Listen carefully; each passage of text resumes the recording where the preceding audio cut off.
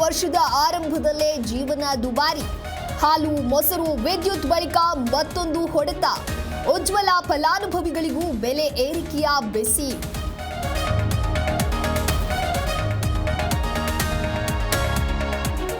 ಇಂದು ದ್ವಿತೀಯ ಪಿಯು ಪರೀಕ್ಷೆ ಫಲಿತಾಂಶ. ಮಧ್ಯಾಹ್ನ 12:30ಕ್ಕೆ ಪಿಯು ಬೋರ್ಡ್ ಸುದ್ದಿಗೋಷ್ಠಿ.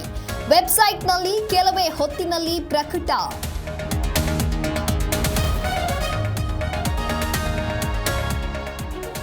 ಕಾಂಗ್ರೆಸ್ ವಿರುದ್ಧ ಬಿಜೆಪಿ ಜನಾಕ್ರೋಶ ಅಸ್ತ್ರ.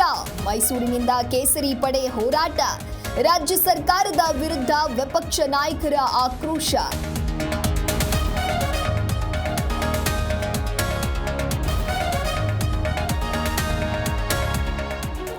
ಅವರ ಆಂತರಿಕ ಕಚ್ಚಾಟ ಮರೆಮಾಚಲು ಹೋರಾಟ. ಅವರ ಧರಣಿ ನಮ್ಮ ವಿರುದ್ಧವಲ್ಲ, ಮೋದಿ ವಿರುದ್ಧ. ಜನಾಕ್ರೋಶ ಯಾತ್ರೆಗೆ ಕಾಂಗ್ರೆಸ್ ಕೌಂಟರ್.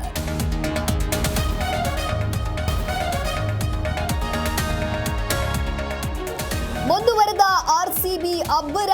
10 ವರ್ಷಗಳ ಬಳಿಕ ವಾಂಖೇಡೆಯಲ್ಲಿ ಜಯಭೇರಿ. ಮುಂಬೈ ವಿರುದ್ಧ 12 ರನ್ಗಳಿಂದ ಗೆಲುವು.